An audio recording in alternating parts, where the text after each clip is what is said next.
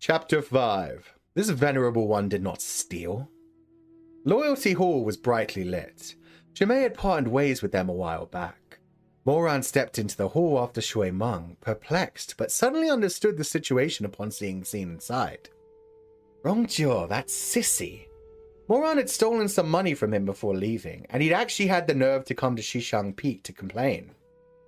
Rongjiu was crying miserably while curled into the arms of a large, stocky man. When Moran and Shui Meng entered the hall, his sobs grew 3 pitches higher, as if he might foam at the mouth and swoon if not for the arms holding him. On the dais behind a bead curtain, a delicate lady sat, clearly at a complete loss. Moran didn't spare the repulsive pair so much as a glance, and instead saluted to the lady. Aunt, I'm back. This woman was indeed the master of Xishang Peak, Madame Wang. Unlike those heroines who were every bit a match for their male counterparts, she was a meek homemaker who did not dabble in outside matters. Without her husband here, she really didn't know how to deal with this at all. She spoke timidly, saying, Aran, you finally returned. Moran acted as if he didn't see the pair here to complain and smiled at her. Aunt is up so late. Did you need me for something? You see, this Rong Gongzu says that you took his money? She had a thin face and was too embarrassed to say that Moran went whoring. So instead, she chose to address the minor offense. Moran's eyes curved in a smile. Really? Not like I'm short on money. Why would I need to take theirs?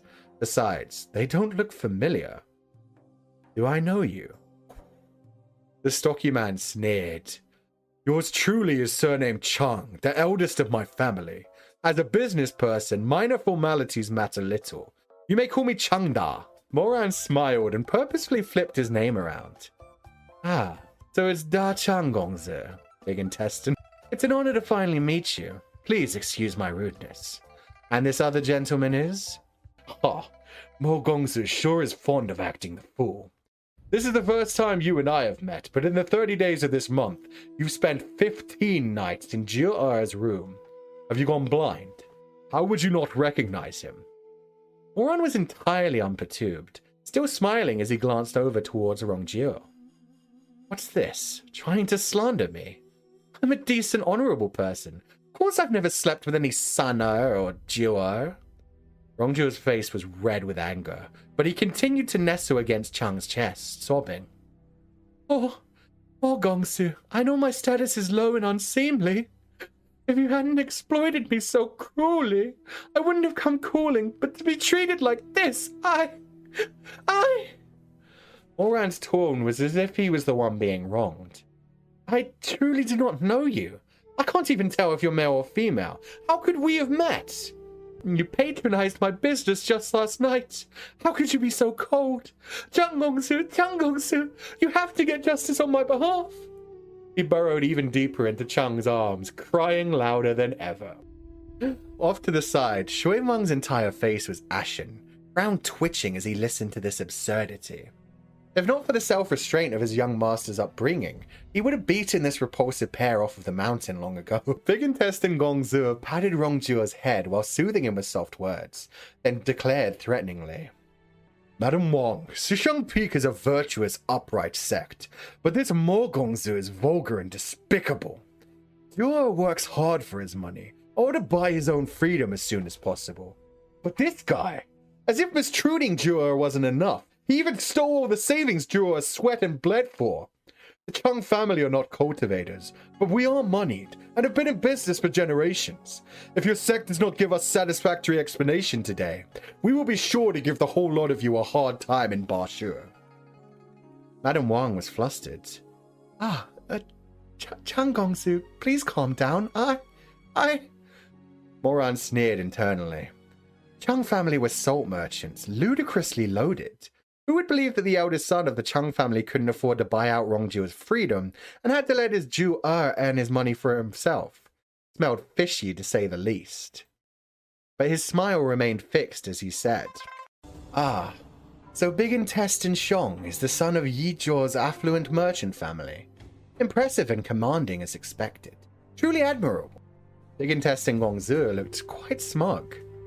Do you know your place? Why don't you make it easy on yourself and fess up?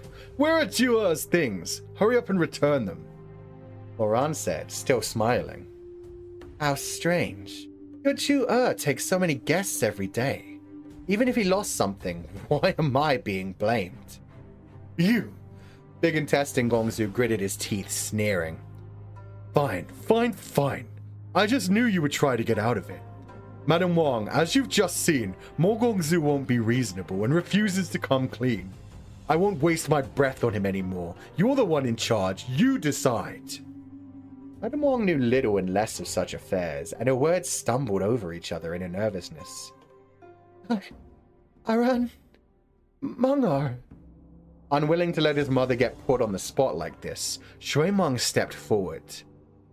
Chang Gongzu, Xishang Peak has strict rules of discipline.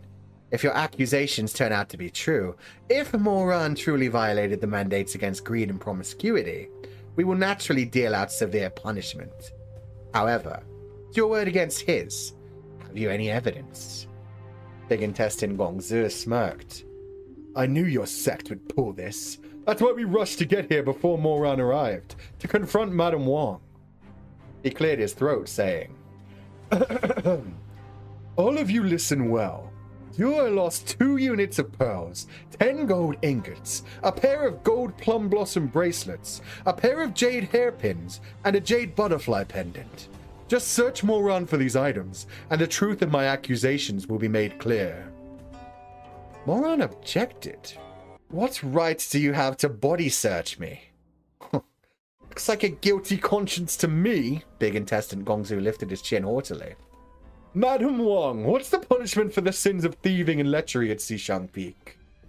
Madam Wang answered softly.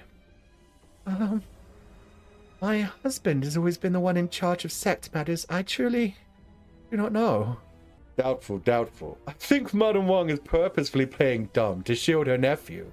Who would have thought that the Xishang Peak was actually such a corrupt, filthy place? That's quite enough of you. My aunt already said she's not used to making these kinds of decisions. Aren't you done bullying a housewife yet?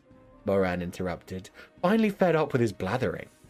Even the carefree grin that was usually on Moran's face had dropped somewhat. He aimed a sideways glare at the repulsive couple. Fine. Search me then. But if nothing is found, yet you slandered my sect to such extent, what should be done then? Then I will promptly apologize to Mo Gongzu. Sure, Moran agreed easily enough. But just one thing. If you're wrong, then you have to crawl off Xishang Peak on your hands and knees as an apology. Seeing Moran's confidence, a seed of doubt couldn't help but sprout within Big Intestine Gongzu's heart. He had held cultivators in high regard since he was young, but he himself unfortunately had no talent for cultivation. A couple days ago, he'd heard that his old paramour Rongjuer had somehow earned Moran's favor, so the two had come to an agreement. Rongjuer would find an opening to seize Moran's cultivation, and Big Intestine Gongzu would buy his freedom in exchange. Not only that, he'd also promised to take Rongjuer into his household and take care of him for life. Big Intestine Gongzu longed for cultivation. Rongjuer coveted riches. The pair of scoundrels were well matched in their collusion. Moran had fallen for their scheme in the previous lifetime. He'd gotten even in the end, but had suffered quite a bit in doing so. This time around, their ploy came up completely empty. But Moran had done an about-face suddenly, and for no apparent reason. He'd still been in a drunken stupor mere days ago, nestled tenderly in Rongjuer's arms. Juer this, Juer that, but this morning he'd brutally screwed Rongjuer twice, unexpectedly taken all his belongings and valuables, and run off. Big Intestine Gongzu was furious, and had immediately dragged Rongjuer to the Xishang Peak to complain. This salt merchant Gongzu was a shrewd businessman. He figured that if he just busted Moran, then he could force Madame Wang to disperse his cultivation. He'd come prepared with a cultivation-absorbing jade pendant to gather some easy pickings for assimilation into his own spiritual reservoir later. But looking at Moran now, Big Intestine Gongzu hesitated. Moran was a crafty guy. What if he'd already sold the stolen goods and was just waiting to pull one over on him? Then again, things had already come to this point. It'd be a waste to give up now. Maybe he was just bluffing? The one over here was still struggling with his thoughts, but Moran had already started stripping over. He took off his outer robe, casually tossed it aside, and gestured an invitation with a smile. Go ahead. Take your time to search. After all that racket, they found nothing but some spare change. Big Intestine Gongzu's expression changed entirely. Impossible! You're definitely playing some trick! Moran squinted his purple-tinted eyes, stroking his chin. Oh? You've already turned my robe inside out 10 times, and touched me all over 7, 8 times? There's nothing left to do short of getting totally naked, and you're still not giving up? Moran, you... Moran had a sudden realization. Ah, I get it. Big Intestine Gongzu. Could it be that you've been lusting after my good looks, and put on this entire show to take advantage of me in Copperfield? Big Intestine Gongzu was about to pass out from rage. His entire face was red with anger, and he pointed to Moran, but was unable to manage a single word. Watching from the side, Shuimeng had long hit the limits of his patience. He might have disapproved of Moran, but Moran was still a member of Xishang Peak, and outsiders had no right to degrade him. Shuimeng strode forward with not a trace of politeness, raised his hand, and unhesitatingly broke Big Intestine Gongzu's finger, admonishing. We've humored you for half the night, but it turns out you were just making trouble for nothing. Big Intestine Gongzu howled in pain, cradling his finger. The lot of you! You're all in on it together! No wonder the things weren't on Moran. You must have hidden them! You stripped too! Let me search! Someone actually dared to order him to strip. Shuimeng immediately flew into a humiliation-driven rage. Shameless! You really think those dog paws of yours are fit to touch even the corner of my hem? Get the hell out! Now that the young master had spoken, the attendants in Loyalty Hall, also long since fed up with his facade, immediately surged forth to clear out this pair of ordinary people with no means of resistance, and soundly kicked them off the mountain. Big Intestine Gongzu's furious screeching could be heard from the distance. Moran! Just you wait! I'm not done with you yet!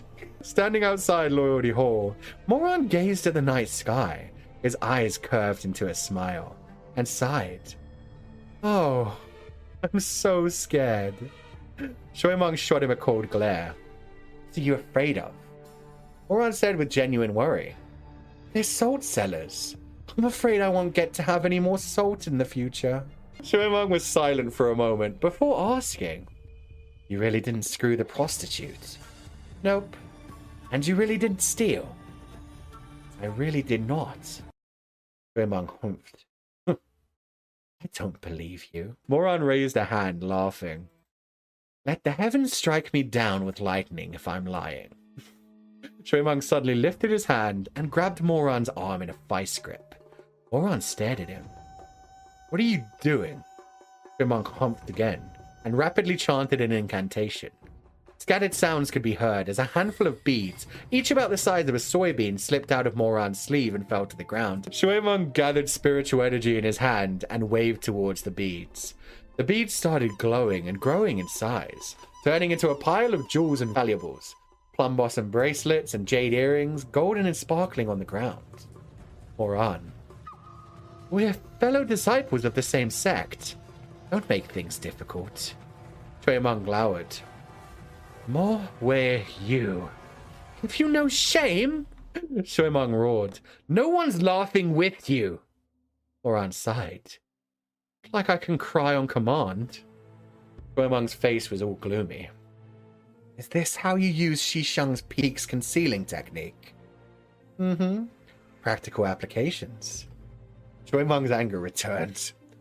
That salt merchant was an annoying dog thing, so I didn't roast you in front of him.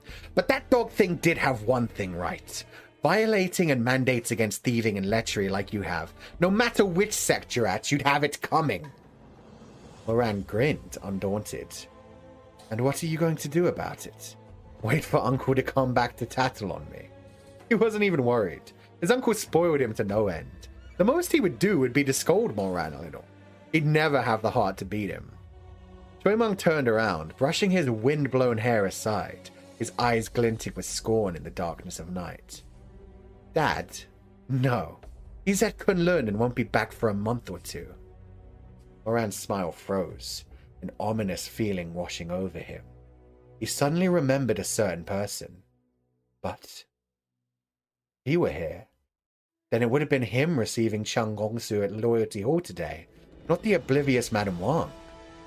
A person shouldn't be here, right? Seeing the flickers in his eyes, Xuanmeng's air of disdain became even more obvious. Dad does spoil you overmuch, but here at Xishang Peak, isn't there someone who doesn't coddle you? Moran slowly backed away a few steps, a forced smile on his face. My esteemed cousin, it's so late already. Let's not disturb the elders' peace and quiet. I was wrong. There won't be a next time. How about that? Please go get some rest. You look so tired. And then he immediately made a run for it. You've got to be kidding me. This Huimeng fellow is way too ruthless. Right now he isn't Taxian Jun, ruler of the human world. How can he risk falling into that person's hand? That person would have found out he'd stolen and hoard. He'd probably break both of Moran's legs. If he doesn't run now, he wouldn't get a chance to anymore.